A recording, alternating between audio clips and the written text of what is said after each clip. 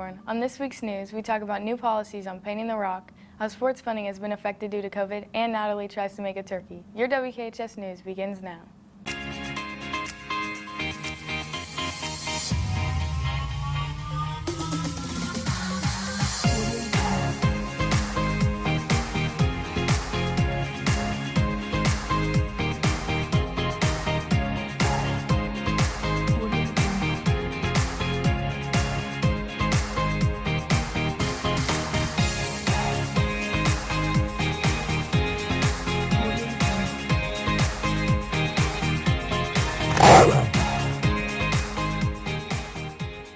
Good morning, Kilborn. This is your WKHS News for Friday, November 20th, 2020. I'm Amaya Harris.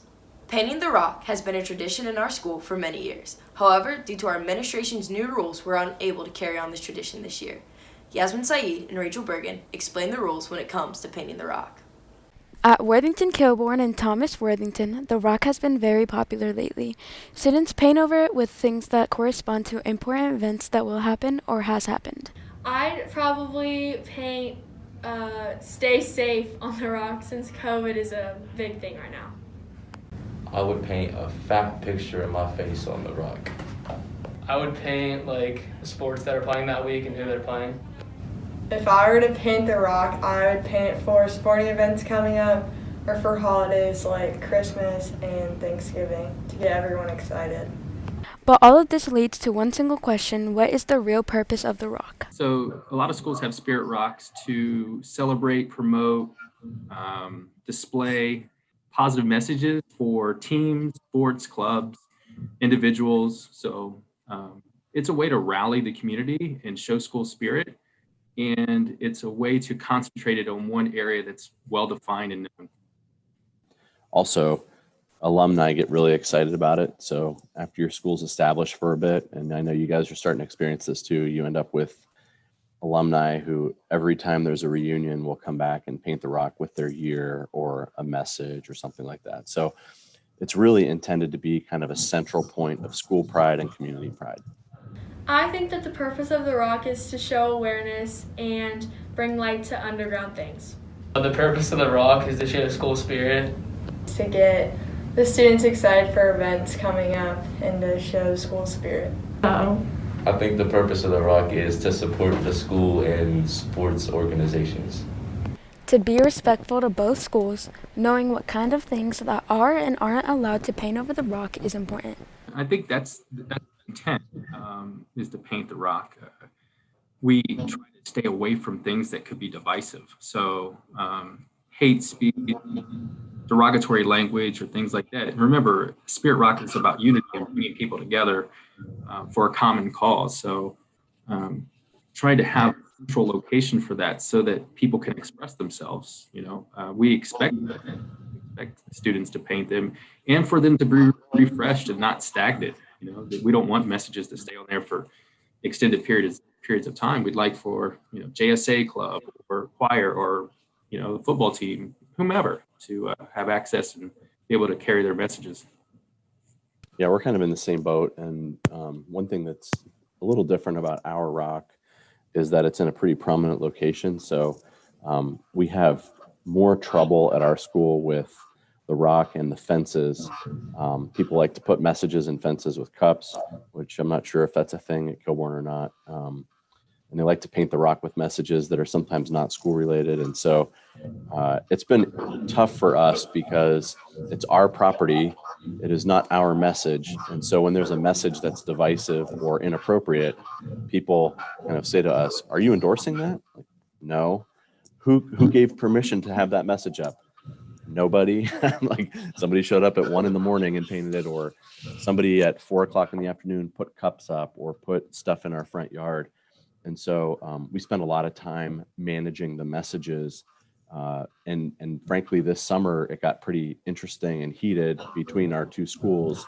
And so there was a decision made to refresh messages every 24 hours. So you'll notice that regardless of what's painted, every 24 hours, our rocks get repainted blue and any cups that are in our fences get removed.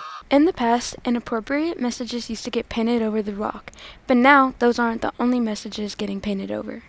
And certainly we support student voice, and we support free speech and all those things. But if it's derogatory or if it violates our policies, then we remove it.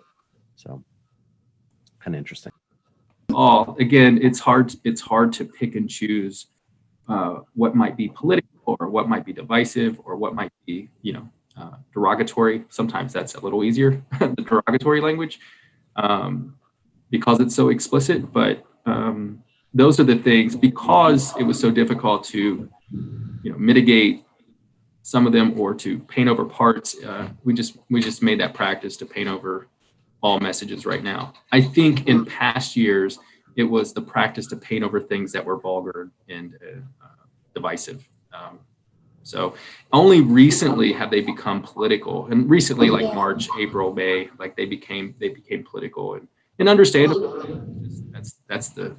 We're an election year for a president. And there's a lot of messaging from both sides and things that are taken out of context, and some things that you really want to support and do, but it's really hard to find that line of where it's not creating angst or worry.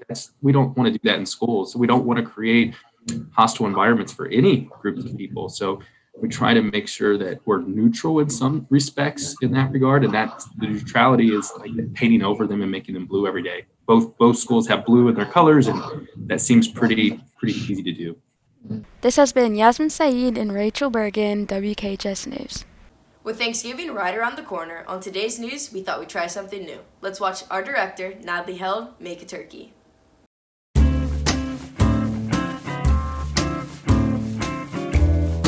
Since it's almost Thanksgiving, I'm going to try to make a turkey by myself. First thing we have to do is take out the neck and giblets.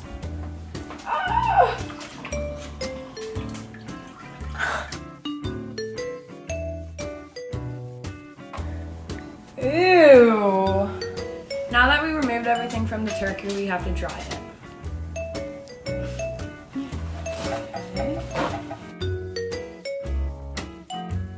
Once your turkey is dry, we're gonna add garlic powder, salt, and pepper onto melted butter all over the turkey. Okay.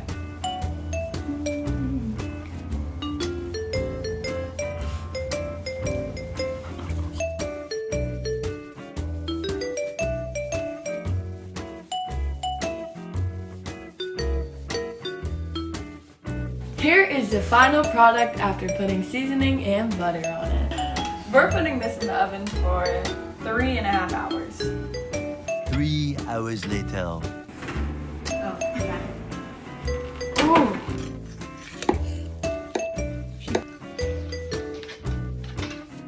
Okay, it's pretty good.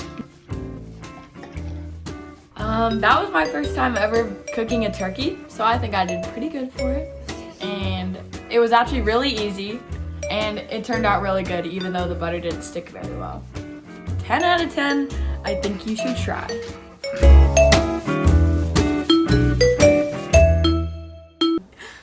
Due to COVID-19, ticket sales for sporting events have been low, and our schools lost a lot of revenue.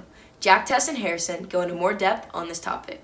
As we all know, due to COVID-19 restrictions, there are no students allowed in the stands for the whole 2020-2021 school year.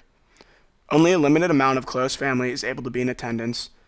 This rule is expected to be followed by all high schools across Ohio. Many students and parents are very upset about these health restrictions. However, it is important to remember our staff is just as upset and wishes they could see us all there.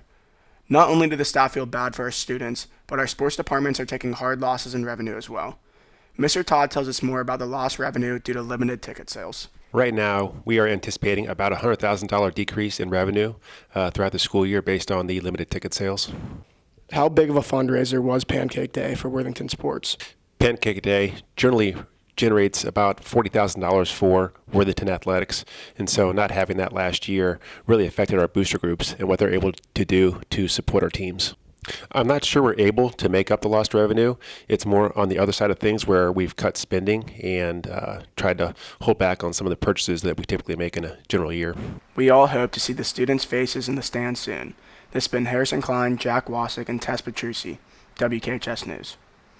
This has been your WKHS News. Tonight, ice hockey plays at 8 at Iceworks. Make sure to wish them luck. Thanks for watching, have a fun and safe week in Kilbourne, and remember to stay healthy.